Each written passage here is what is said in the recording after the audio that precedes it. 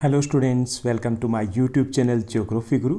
आज हम पढ़ने और समझने वाले हैं क्लास 9 साइंस विज्ञान की वर्कशीट नंबर 42 यानी कि 42 को।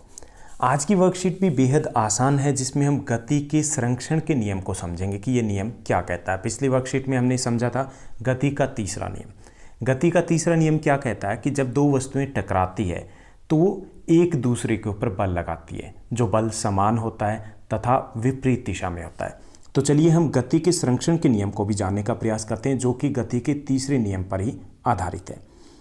जैसा कि आप अपनी स्क्रीन के ऊपर देख पा रहे हैं, ये हमारी वर्कशीट नंबर 42 है, 42 है।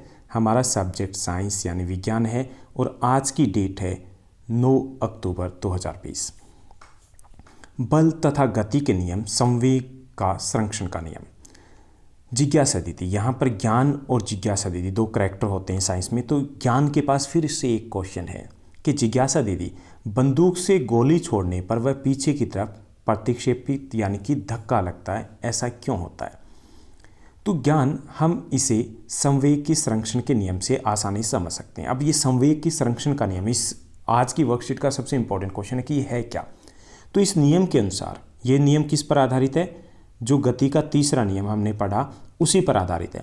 अब ये संवेग का संरक्षण का नियम क्या कहता है? ये नियम ये कहता है कि जब दो वस्तुएं का संवेग टकराने के पहले, यानी कि जब टकराई उससे पहले जो उनका संवेग था, और टकराने के बाद बराबर रहेगा। यानी कि टकराई तब जो था वो बराबर था दोनों वस्तुओं का, और जब टकरा गई तब भी वो बराबर रहेगा। कब तक? अगर उन पर कोई असंतुलित बल कार्य ना करा हो।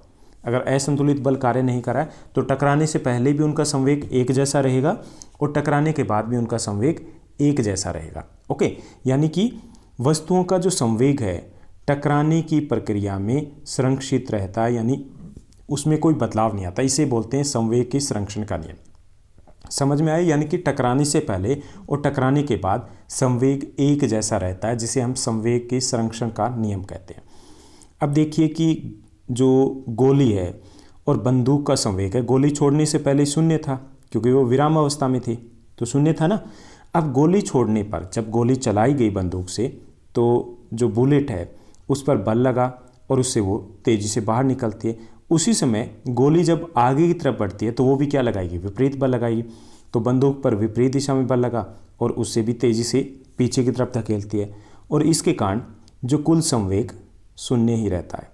यानी कि पहले भी उनका शून्य था, और जब जो वस्तु टकराई, यानी यहाँ पे हमने गोली को छोड़ा, तो उसके बाद भी दोनों विपरीत दिशा में आगे बढ़ी, तब भी उनका संवेग एक बराबर और शून्य ही रहा। तो इसे बोलते हैं संवेग के संरक्षण का नियम। अब हम आगे बढ़ते हैं और यहाँ पर देखते हैं कि संवेग संरक्षण के नियम के लिए समीकरण क्या होता है। तो यहाँ पे काफ़ी कुछ कैलकुलेशन दी गई है, मैं आपको आसान से तरीके से बता दूँ कि कैसे ये समीकरण बनता है। तो यहाँ पे देखिए कि दो गेंद ए तथा बी है, इनका द्रव्यमान जिसको आप मास बोलते हो वो होगा, ए का MA लिखेंगे और बी का लिखेंगे MB। ओके, और इनकी जो गति होगी एक दिशा में, यानी वो अगर चल रही है, मोमेंट है, तो वो UA लिखेंगे ए की गति को, और UB लिखेंगे हम बी की गति को, ओके, उसके मोमेंट को। और इनकी गति एक जैसी है, अगर कोई असंतुलित बल कार्यरत नहीं है तो एक जैसी गति है। ओके, अब इसमें T है वो समय है, T समय में ये टकराती है। जब टकराएगी तो A किसके ऊपर? B पर बल लगाएगी, जिसे हम लिखेंगे FAB। F मतलब फोर्स हो गया और A मतलब A ने बल लगाया किसके ऊपर? B के ऊपर। और ऐसे B है, क्योंकि दोनों बल लगाएंगे ना, एक दूसरे पे विपरीत बल लगाएंगे, तो B लगाएगी A पे, तो उसे हम लिखेंगे FBA। और टकराने से पहले और टकराने के बाद उनका वेग, टकराने के बाद वेग हो जाएगा VA और VB। ओके, और पहले था UA और UB। अब गेंद A है, उसका टकराने से पहले संवेग क्या होगा? संवेग टकराने से पहले तो MA तो हमारी क्या होगी? गेंद हो गई, ओके, मास A, और उसका टकराने से पहले ये गति थी UA। ओके, और टकराने के बाद MA की गति जो होगी वो होगा, संवेग जो होगा वो VA होगा। ऐसे B है तो ये होगा MB UB, और टकराने के बाद MB VB। अब जो गति का तीसरा नियम क्या कहता है? गति का तीसरा नियम ये कहता है कि जब दो वस्तुएं टकराती है, ओके, जब दो वस्तुएं टकराती है तो वो एक दूसरे के ऊपर बल लगाती है, और बल बराबर भी होता है और विपरीत भी होता है। बल क्या होता है? बराबर होता है, विपरीत होता है। तो इसका मतलब क्या हुआ, इसका मतलब ये हुआ कि MAUA प्लस MAVA, यानी कि MAUA तो हो गया पहले जो बल था, जो उसका संवेग था, और दूसरा है टकराने के बाद। ये दोनों हो गए किसके, गेंदे के।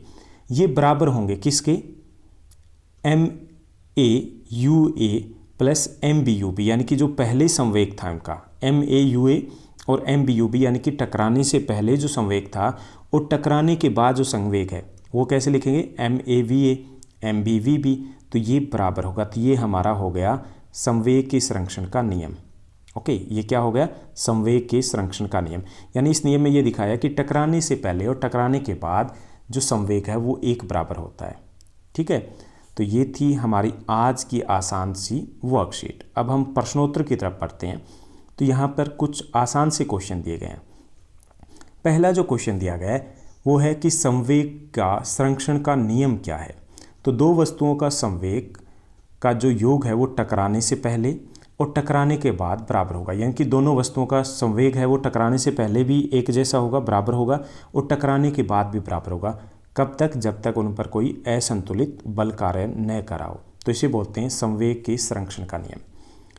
दूसरा क्वेश्चन है, हवा से भरे गुब्बारे की हवा निकलने पर वह तेजी से इधर उधर क्यों भागता है। तो गति के तीसरे नियम के अनुसार दो वस्तुएं एक दूसरे के ऊपर समान तथा विपरीत दिशा में बल लगाती है, इसलिए जब हवा निकलती है तो वह गुब्बारे को भी पीछे की तरफ धकेल देती है। क्योंकि गुब्बारा हल्का है तो इसलिए वो इधर उधर मूवमेंट करता है।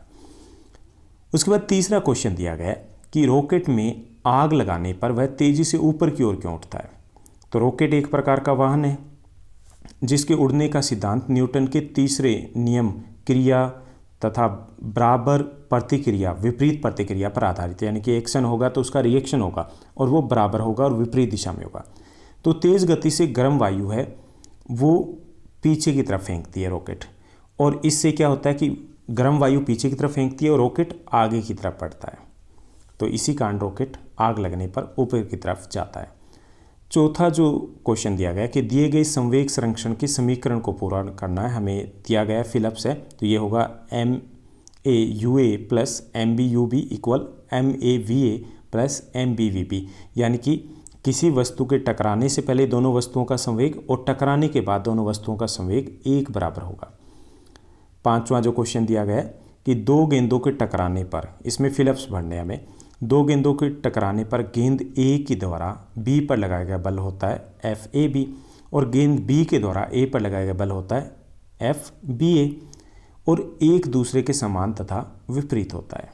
तो ये थी हमारी आसान सी वर्कशीट। उम्मीद करता हूँ सभी आपको क्वेश्चन और सभी क्वेश्चंस के सॉल्यूशन आपको मिल गए होंगे। आपकी पढ़ाई बहुत अच्छे से चल रही होगी। एक छोटा सा कमेंट जरूर कीजिएगा और इस चैनल को लाइक शेयर सब्सक्राइब भी कीजिएगा। Thank you, bye bye, have a nice day.